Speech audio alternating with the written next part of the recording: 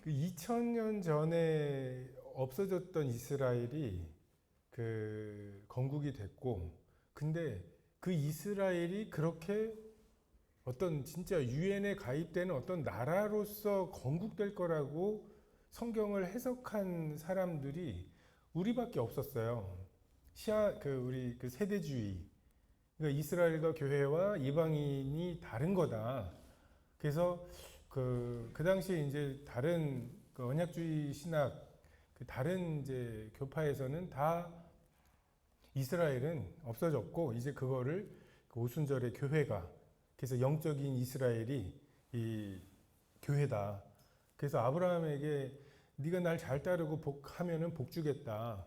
그리고 솔로몬이나 이런 그 사람들에게 부귀와 영화를 주신 뭐 이런 것들을 다 교회의 약속으로 받고, 그게 이제 기복신앙이 되고, 이제 이러던 때에 사실 우리는 문자적으로 이스라엘이 회복될 거고 성전이 딱 그 자리에 세워질 거다.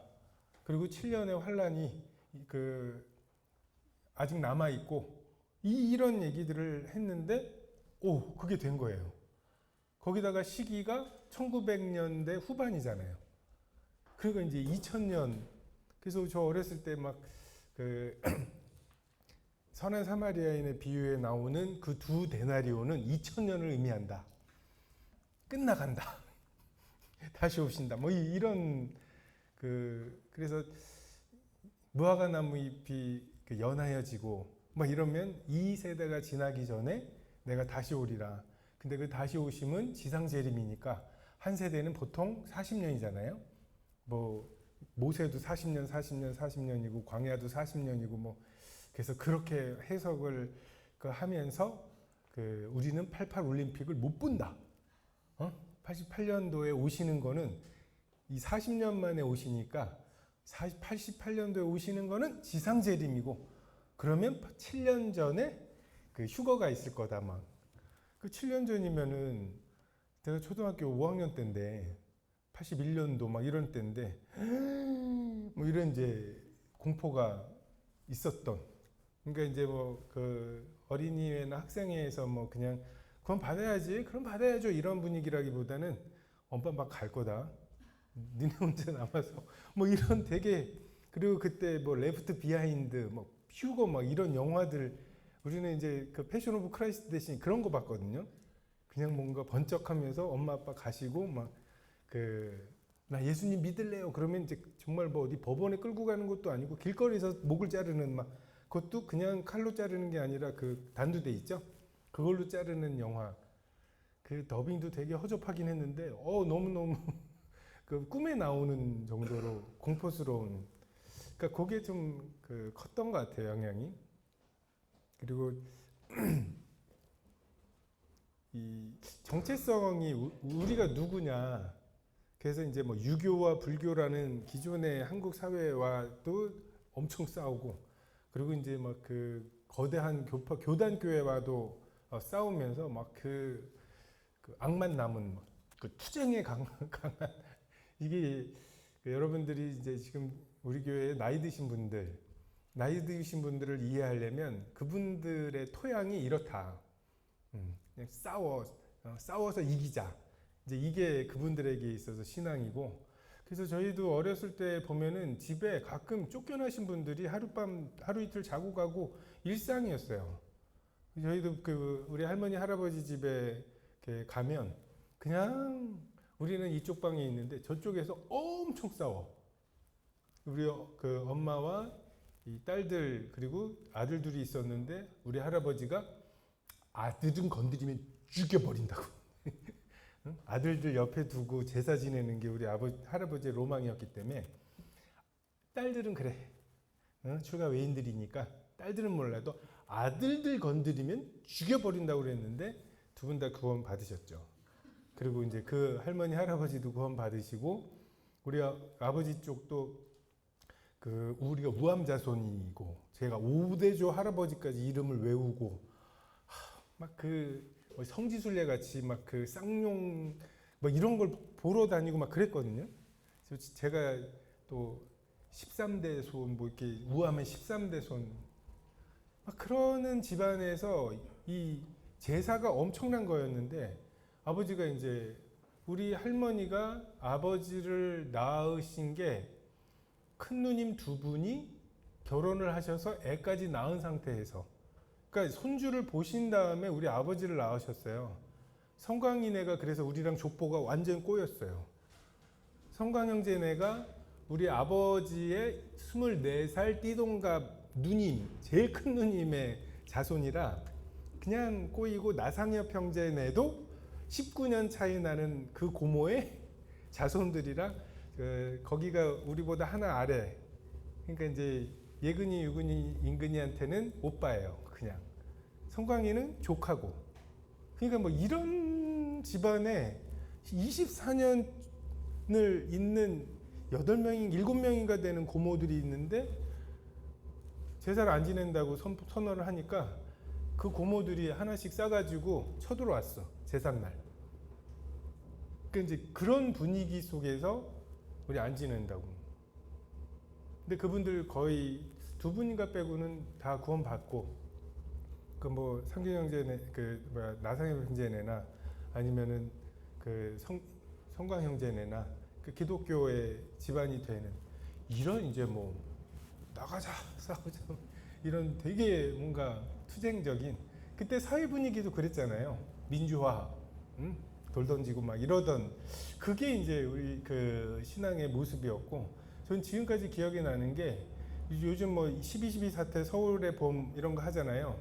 근데 딱 그 무렵에 우리 어머니가 뜨개질을 하시면서 우리 그 이제 영선이 막내는 너무 어렵고 누나 나 남동생을 앉혀놓고는 지금 북한에서 쳐들어와서 서울을 점령하고 너희들의 그 신앙에 대해서 너 예수님 믿을래? 라고 물어보면 너네 어떻게 할 거냐고, 엄마 아빠는 순교할 텐데 너네도 순교해야 된다, 이 말씀을 그때 10살이었죠. 10살에.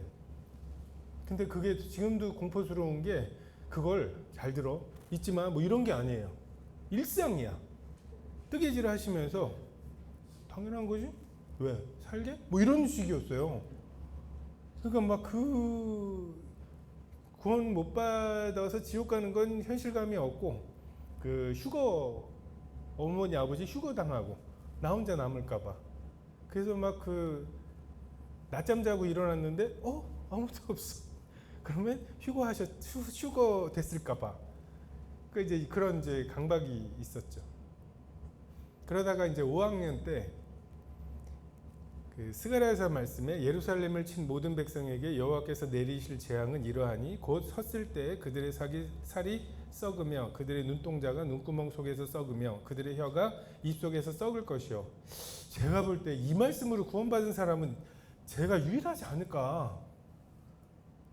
그 당시만 해도 복음 집회가 어떤 거냐면 성경에 스크랩 있죠. 성경을 스크랩을 해요. 지금 미국과 소련이 이렇게 되고 있습니다. 그 유대인들은 이렇게 하고 있고, 지금 성경에 이렇게 말하고 있는데 이렇게 이루어지고 있습니다. 이렇게 말하고 있는데 이렇게 이루어지고 있습니다. 이거를 그냥 하는 거예요. 근데 이 스가랴 말씀을 읽으면서 거기에 이제 기사가 난 게 중성자탄, 핵무기긴 핵무기인데 건물이나 이런 건 놔두고 생명체만 죽이는, 그러니까 이제 눈이나 막 이런 연약한 장기들이 먼저 혀, 눈 막 이런 게 먼저 문드러져 가는. 다 됐구나.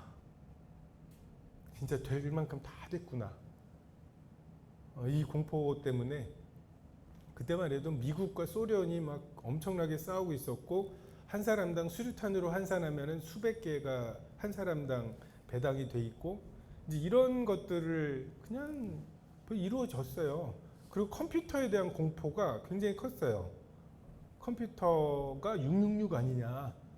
막 지로용지 보면은 그 바코드 이렇게 3개 지나가는 거 있죠. 이게 시작입니다. 이게 중간이고요. 이게 끝입니다. 근데 그거를 그 기호로 한 사람은 666이라는 둥. 뭐 이런 식으로 해가지고 그 뭔가 컴퓨터가 도입이 되는 거. 또 다니엘서에 보면은 10불이 나오거든요. 그 계시록인가요? 13개의 뿔이 있다가 3개가 뽑혀서 10뿔이 되는 짐승이 나와요. 근데 1980 몇 년도 몇 월 며칠 우리가 그때 그리스가 EU에 가입하면서 EU가 다니엘서에 나오는 그 짐승이다 해가지고서 13개가 채워져 뭐 이러면서 그래서 그때 아버지가 그 강사셨는데 이제 아버지는 이제 그 말씀 전하신 후에 계속 거기서 뭐 교제 좀 하시다 오셨고 저는 이제 어머니랑 같이 그 숙소에 왔는데 숙소에서 기다렸다가 너무 무서워가지고 아버지한테 그 이렇다 그랬더니 이제 뭐 익숙하게 들었던 복음을 다시 한번 그 말씀하시고 이걸 믿기만 하면 구원 받는다고. 근데 안 믿을 이유가 없었죠. 그래서 이제 그때 믿고 이제 그게 저의 구원이라고 생각을 했어요. 그래서 뭐 그렇게 해서 잘 지내고 무심하게 지내다가 고등학교가 되면서 뭔가 현실적인 죄는 막연하고 아이 죄인이시죠 라고 하는 거는 아유 사람이시죠 이런 뜻에 사람이 완벽할 수 있나요? 뭐 이런 수준이고 근데 뭐 하나라도 뭐 이러면은 지옥 간다니까 그냥 지옥 가는 거죠. 더구나 제가 그걸 그렇게 쉽게 받아들였던 이유 불공평한 거 아니에요? 뭐 이런 것도 느끼지 못한 채 그렇게 쉽게 받아들였던 이유는 그 뒤에 있는 얘기를 스포당해가지고 예수님이 모든 죄를 다 담당하셨다니까. 그러니까 결국은 좋은 거잖아요. 그리고 그 상담의 법칙이 있죠. 빨리 인정해야 빨리 끝난다. 빨리 놀 수 있다. 이런 게 있어가지고. 근데 고등학교 무렵에 뭐 중학교 때 막 반항도 많이 하고 그러니까 뭐 그런 내 속에 있는 그런 것들을 그 뭐 인식할 만한 그런 일들은 충분히 있었지만 내가 진지하게 이 죄를 왜 내가 이기질 못하지? 이 죄와 내가 그렇게 싸우는데 왜 그게 안 되지? 그 정말 내 속에 있는 죄를 그냥 막연하게 죄인입니다라는 죄가 아니라 내 속에 죄가 있구나.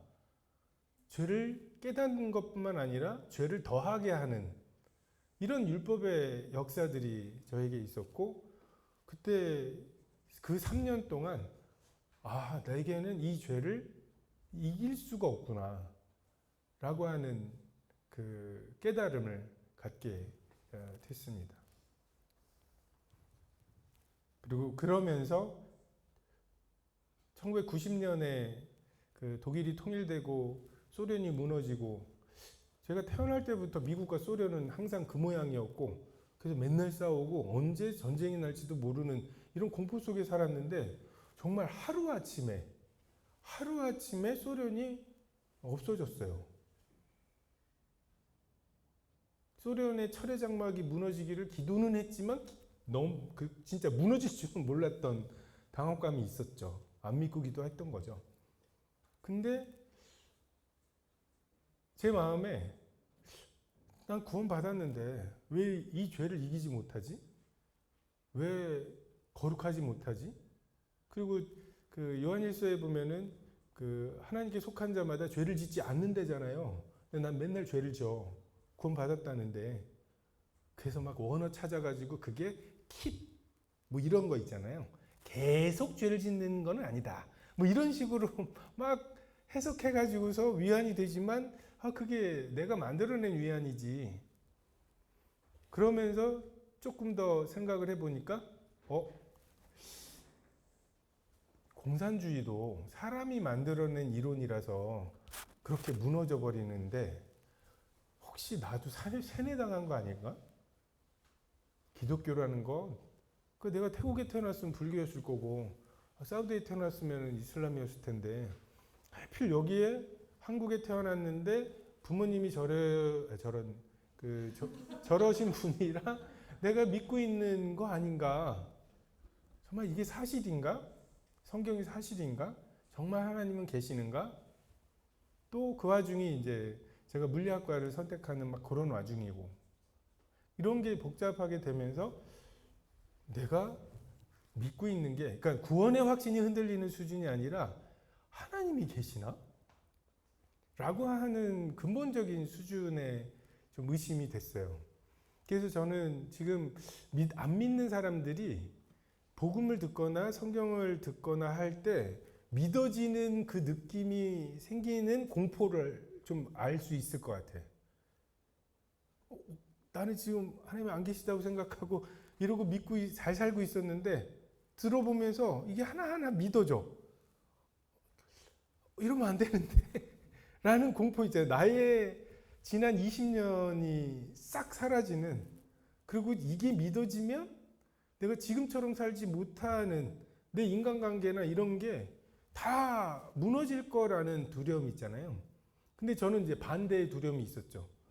이게 안 믿어지면 정말 내가 그렇게 해서 생각해보고 나니까 내가 이걸 믿고 있는 근거가 성경밖에 없어요. 근데 성경이 사실이 아니라면이라는 의심을 하고 있는 거잖아요. 와, 그러니까 내 믿음의 근거가 아무것도 없는 거예요. 그 공포가 내가 그렇게 이게 여기서 조금 더 생각을 해서 없어 라고 생각을 믿고 나서도 계속 교회 생활을 할 수 있을까? 계속 이 관계들을 유지할 수 있을까? 와, 그렇게 되니까 되게 무섭더라고요. 네, 그러던 그 와중에 91년도 1월에 그 CBF 캠프를 갔어요. 18회 캠프, 아직도 깨닫지 못하느냐라는 주제로 캠프를 갔는데 장세학 형제님, 그때 이제 장세학 형제님하고 박희본 형제님이라는 분이 그 관악교회가 있었고, 그 관악교회가 처음 이제 원래 교파교회였는데 그 복음을 깨닫고 그 교파로부터 나와 있는 상태. 근데 우리가 이런 모임이 있다라고 하는 걸 소개해서 모임으로 들어온 88년인가 들어왔어요. 그러니까 이제 91년이니까 얼마 안 됐죠. 거기에 이제 이분이 강사로 오셨어요. 박희본 형제님하고 이제 장세학 형제님이 세트로 다니셨어요. 그러니까 원래 캠프는 오전에 성도 집회, 오후에 복음 집회인데 이분이 이제 성도 집회로만 하겠다, 자기는.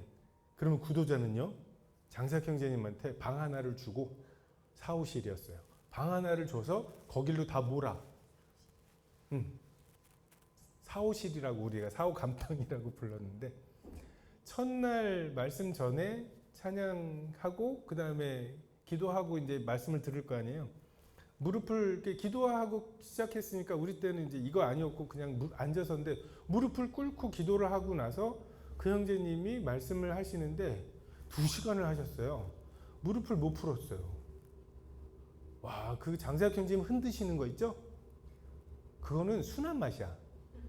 뭐 내가 흔들어서 흔들리는 거는 뿌리가 없는 거야 하면서 그냥 흔들어 대시면서 어렸을 때부터 교회 다니는 애는 이렇다 뭐 하면서, 근데 제 마음에 그래도 뭐 복음의 열매는 없어도 제가 이런 열매는 있죠 라고 하면은 어렸을 때부터 교회 다니는 애들 이런 열매 비슷한 걸 맺힌다고 나랑 개인 교제 하듯이 이렇게 말씀을 하시는데, 와, 진짜 너무 무서웠어요.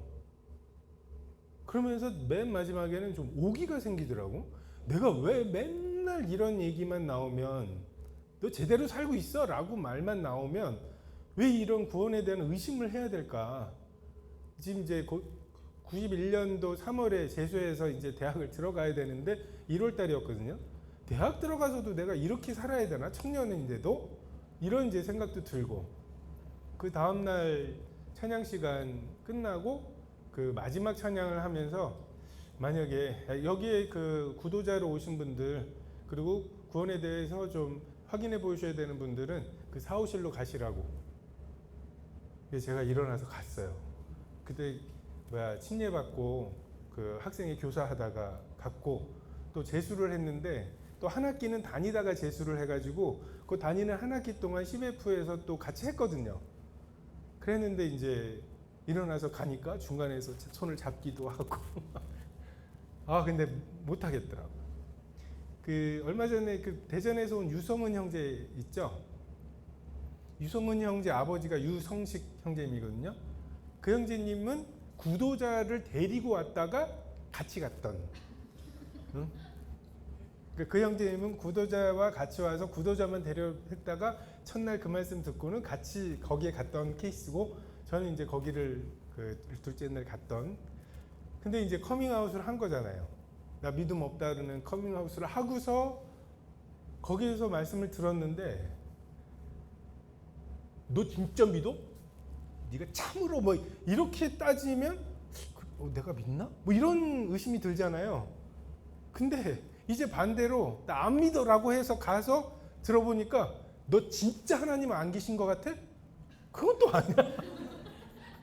어? 그러니까 이게 진짜 안 믿는 것도 아닌. 그래서 하루 듣다가 또 이제 다른 분들도 나 거기 있지 말고 나와. 나중에 CBF 끝나고 나서 평가할 때 보니까 거기 갔어야 될 사람이 많았더라고. 응? 다 흔들렸는데 서로가 서로를 잡아주면서 뭐 이러고 견뎠더라고요. 그리고 그 박기보 형제님이라는 분의 수법이었어. 마음을 막 낮춰놓고는 이제 그러니까 로마서 5, 6, 7, 8장 강해였거든요, 주제가. 근데 로마서 5, 6, 7, 8장에 특히 6장, 7장의 그 부분 있잖아요. 그거를 그냥 이론으로 하신 게 아니라 체험을 하게 하신 거지. 마음에서 그냥 그래서 나오라고 해가지고서 나와서 이제 로마서 말씀을 들으면서 로마서 8장 13절에 육신대로 살면 반드시 죽을 것이로되 영으로서 육의 행실을 죽이면 살리니, 이제 이 말씀을 강해하시면서 육신대로 살면 반드시 죽는다고 하셨는데, 마치 여자가 먹으면 반드시 죽는 열매에 대해서 죽을 까 하노라 했던 것처럼 육신대로 살면서 반드시 죽는다고 하지 않고 죽을 까 하노라 하지 않냐고. 근데 정말 그 말씀이 제 마음에 말씀이 마음에 오는 게 이런 거구나. 그리고 그 말씀이 내 마음에 이렇게 박히면서 내 마음에 있었던 수많은 막 의심들이 있잖아요. 그럼 이런 거 이건 거야? 이건 이런 거고? 그럼 이거는? 하면서 막 그냥 하던 것들이 그냥 이렇게 잠잠하라, 평안하라. 그러니까 이런 그냥 그 풍랑이 있는 바다에다 명령하시면 그 명령이 그 풍랑이 잦아들고, 그 이가 누구이기에 바람과 풍랑이 순종하는 고, 이것처럼 정말 그 내 마음에 일어난 그 평안함과 그 확신과 이런 거. 그래서 제가 우리 때는 좀 일본과 북한에 대한 적개심을 불러일으키려고 했던 건지 3.1절이나 8.15 또는 6.25 그 부근에 가면 드라마들이 그 만행들을 너무 적나라하게 막 사람 막 인두로 막 이렇게 사람 지지는 거 있잖아요. 그런 거 불러 처리 없이 그냥 지지고 손톱에다가 막 이렇게 막 이렇게 꼬챙이 찌르는 거 있잖아요. 그런 거. 뭐 그런 것들을 보여줬는데, 제가 그런 드라마를 보면서 내가 믿는다고 고백은 하고 있었지만 저거 견딜 수 있을까? 진짜 여기다가 대나무 쭉 밀어넣고 그러고 나서 19개 남았다 뭐 이러면 내가 진짜 나 그래도 예수님 믿을래 뭐 이게 될까?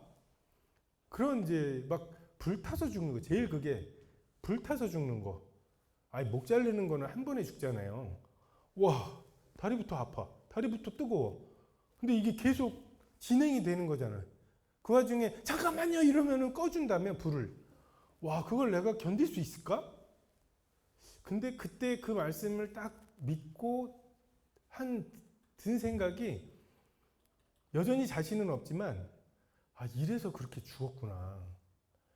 이 경험을 못 봤다고는 할 수 없었겠구나 라는 생각이 그때 들었어요. 그러고는 이제 돌아와 가지고서 그 캠프에 갔다 와서 피곤하잖아요 보통. 근데 그 형제님 그 교회 관악교회 가가지고 그 형제님과 장작 형제님 말씀 테이프를 싹 사다가 그걸 다 듣고, 전국에 있는 모든 그 복음 전하는 분들의 테이프를 사다가 그 그때 그 마이마이라고 그거를 들으면서 학교를 가고 거기에서 첫 번째 만난 사람한테 쏟아내고 막 이러면서 진짜 그 얘기 못한 거는 집에 와가지고 정말 한 6개월은 가득 차 있었던 것 같아.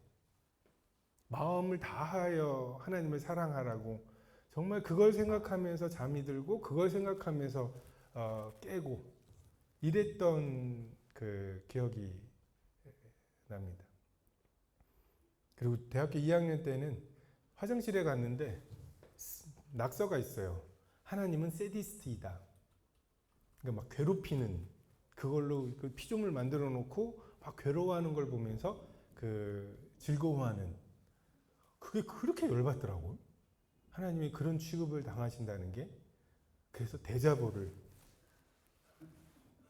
너희가 성경에서 영생을 얻는 줄 생각하고 이 성경을 상고가니와 이 성경이 곧 내게 대하여 증거하는 것이로다. 그러나 너희가 영생을 얻기 위하여 내게 오기를 원하지 아니하는도다. 해가지고 쓰고 그 밑에 논쟁을 해보자고 하면서 그냥 막 그거를 누구야 김한나 자매님 글씨 되게 잘 쓰거든요. 그래서 김한나 자매한테 부탁해가지고 대자보 써가지고 붙이고 1학년 신입생들 시간표 알아가지고서 이제 신입생들 시간에 딱 교수님 나가자마자 들어가가지고서 써보자고 하면서 이제 5명 왔어요. 나랑 우리 물리과에 목사님 아들 하나 있었고 그리고 나상엽 형제 형 나상준 형제님이 그때 의대 다니고 있었고 그리고 한 명 참 허무한 요 한 명은 시험이 늦게 끝나갖고 5시 반 뭐 이때 이제 끝났어요. 같이 술 먹어야 되는데 친구들이 없지? 왜냐하면 그때는 핸드폰 삐삐도 없었던 때거든요. 그러니까 이제 그래 여기 뭐 한다고 그랬지? 여기 있는 애들이랑 술 먹어야지 하고서 딱 했는데 목사님 아들이 좀 장수하셔가지고 재수 삼수 뭐 이렇게 장수해가지고 나이가 좀 많거든요.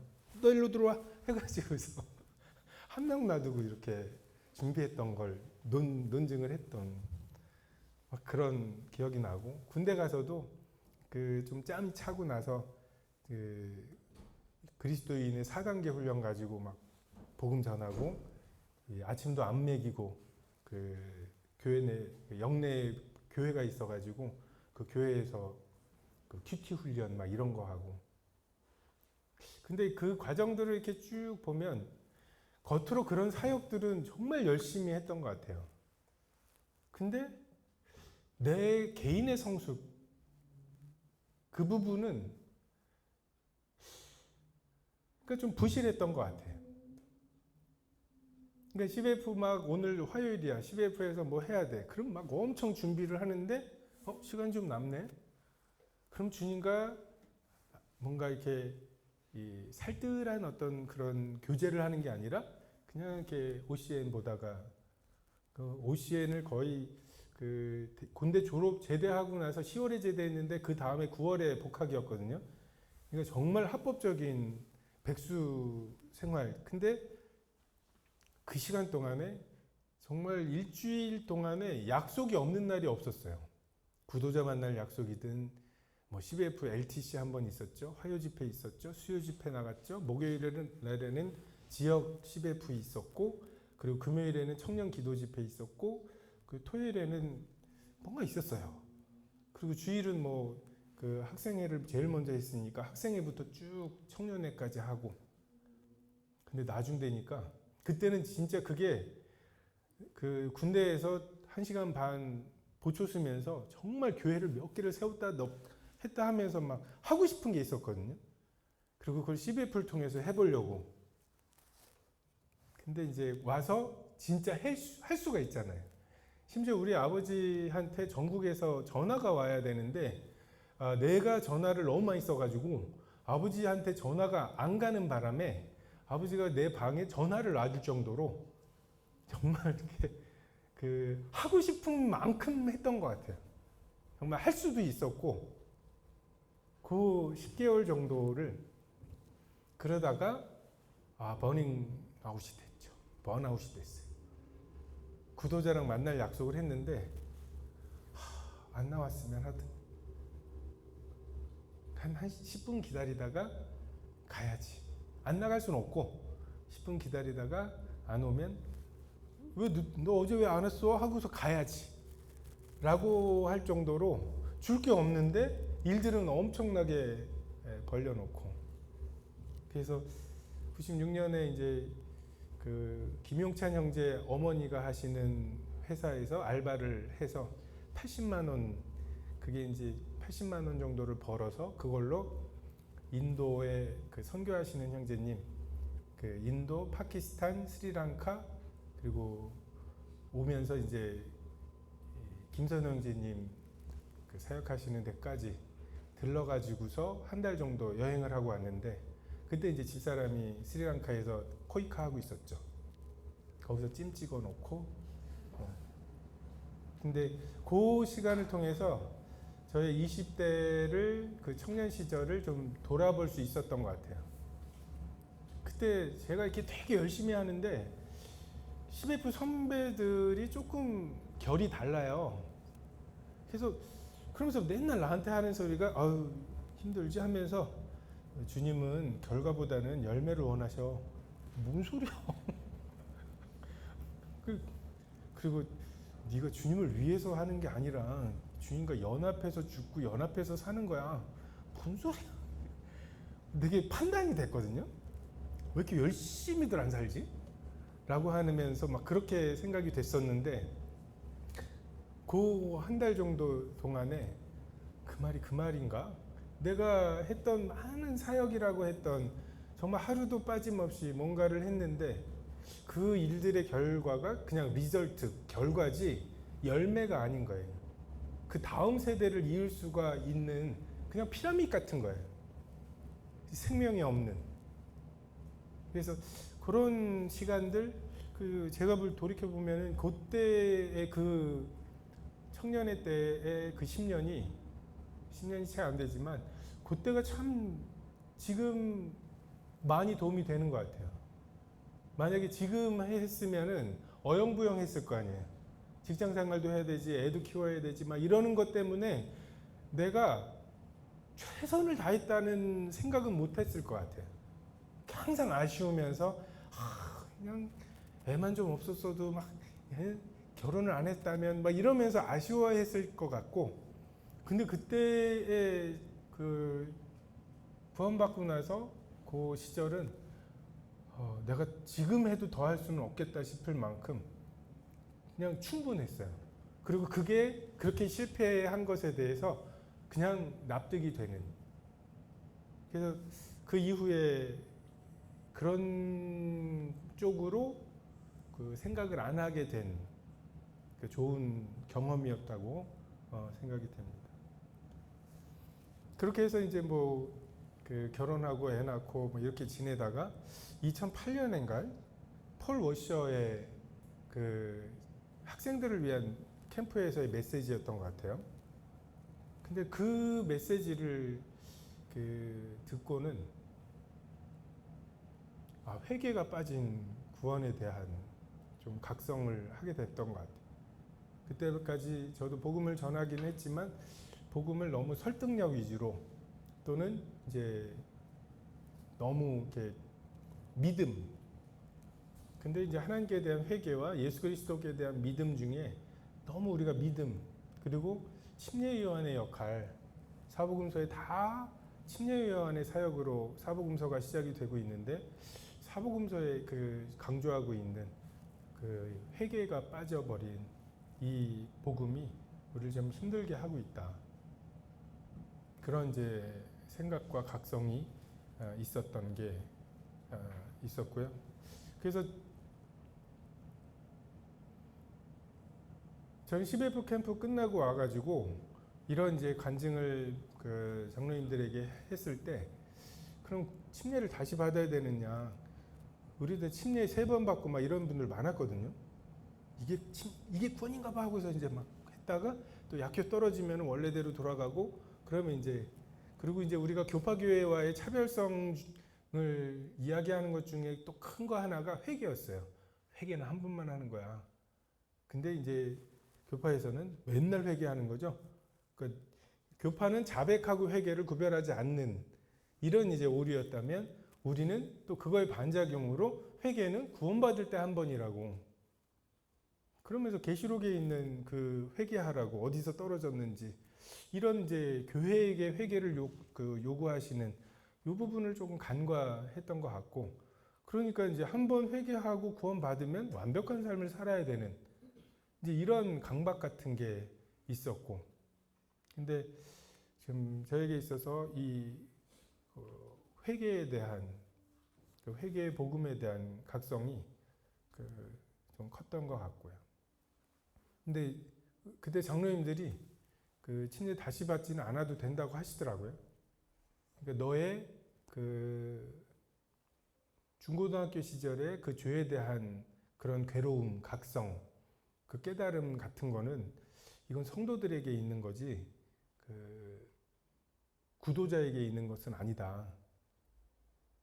그래서 그 로마서 7장에 그 오라 나는 공고한 사람이로다. 이 사망의 몸에서 누가 나를 건져내려라는 그 고백은 성도의 고백이지 구도자의 고백이 아니라고. 그래서 다시 침례를 받지는 않았습니다. 우리가 이제 사도 바울의 구원 간증이나 이런 것들을 듣고 해보면 이 하나님께서 어떤 사람을 구원하시고 구원하시기까지를 인도하시고 구원하시고 구원하신 이후를 인도하시는 과정들을 보면 또 한편으로 그 사람에게 주신 숙제가 나오는 것 같아요.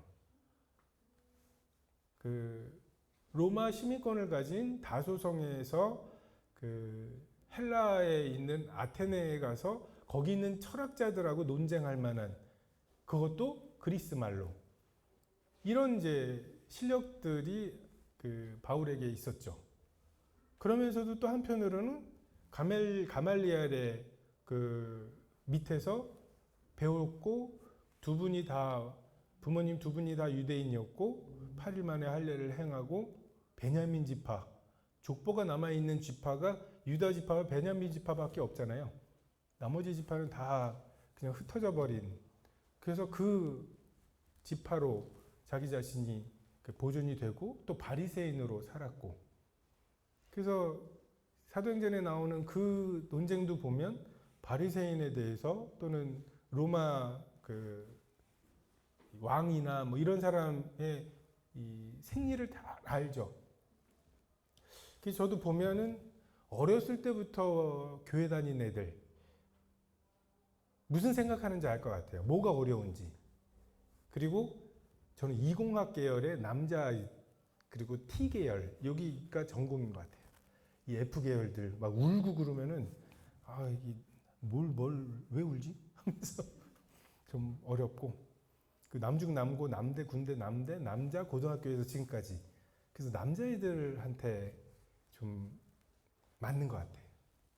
그리고 이 논쟁하는 거 되게 좋아하고, 그냥 생각 없어요 뭐 이런 거보다는, 그럼요 가인은 누구랑 결혼했어요 뭐 이런 거라도 뭔가 이렇게 싸우자고 덤비는 거, 이게 제가 물리하는 애들하고 논쟁하던 그 습성이 있어갖고, 그런 거는 이제 파이팅 가드 올라가고 이제 뭔가 아드레날린 나오고 이러죠.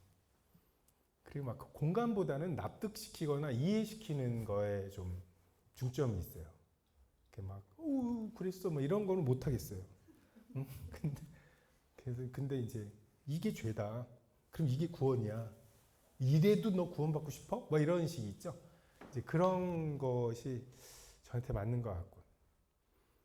그래서 저는 이제 이런 저의 숙제, 바울은 이방인에게, 베드로는 유대인에게. 베드로는 고기 잡으면서 그런 걸 갖출 기회가 없었죠. 물론 하나님은 베드로에게 방언의 은사를 주셔서, 또는 갑자기 뭔가 그리스 로마 신화에 대한 그 철학에 대해서 한꺼번에 이해시키는 방법으로 사용하실 수도 있어요. 근데 그렇게 하지 않으시죠, 일반적으로. 그죠? 우리에게 외국어를 할 수 있는 방언의 은사를 주시기보다는 공부할 수 있는 기회를 주시거나 지혜를 주시는 게 하나님의 일반적인 방법이시죠. 그래서 우리 각자가 그 고민한 부분들, 요 부분들이 어떻게 보면은 우리의 숙제들, 우리가 돌아봐야 할 구도자들, 모양들이 아닐까라는 생각이 들어요. 그래서 저도 그 태어나면서부터 교회에 다녔다고 하는 특성과 근데 딱 20살 무렵에 하나님 안 계실지도 몰라. 이 고민을 해봤던 경험이 그래도 꽤 넓은 그 하나님이 안 계신다고 하는 것에 대한 고민을 해본 사람들의 마음, 이런 마음들을 좀 이해할 수 있는 것 같고, 구원받을까봐 두려운 게 어떤 느낌인지, 왜냐하면 이게 안 믿어지는 삶은 어떤 것인지에 대해서 내가 느꼈던 공포가 있으니까. 그래서 좀 자기의 그 영역에 있는 사람들, 그 숙제들을 그 하나님이 주신 소명, 너 이 부분은 네가 감당해 라고 하는 소명으로 좀 받을 수 있으면 좋겠다 라는 생각이 듭니다. 기도하겠습니다.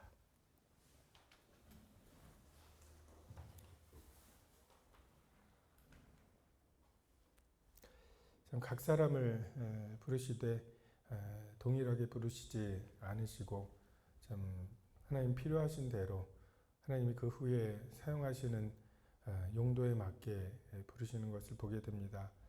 참 사도 바울이 교회를 핍박하는 그 현장에서 부르심을 받았고 정말 그 후에 그가 그 교회의 비밀을 계시받고 그 수많은 반대와 핍박에도 교회를 세우기 위해 열심을 내었고 또 수많은 교회가 그 열매로 드러났음에도 참 박해로 인해 낙심하지 않았고 또 그 성공으로 인해 우쭐해하지 않을 수 있었습니다. 이것이 주님의 부르심입니다. 저희 각자에게 주님의 부르심이 있는데 그 부르심에 대해 좀 충성하게 하시고 좀 주께서 좀 맡기시는 영혼들의 필요한 것들을 저희에게 주신 것들을 잘 갈고 닦아 참 잘 드는 칼과 같이 두 번 찌를 것이 없게 예비할 수 있도록 도와주시기 원합니다. 감사를 드리며 예수님의 이름으로 기도했습니다. 아멘.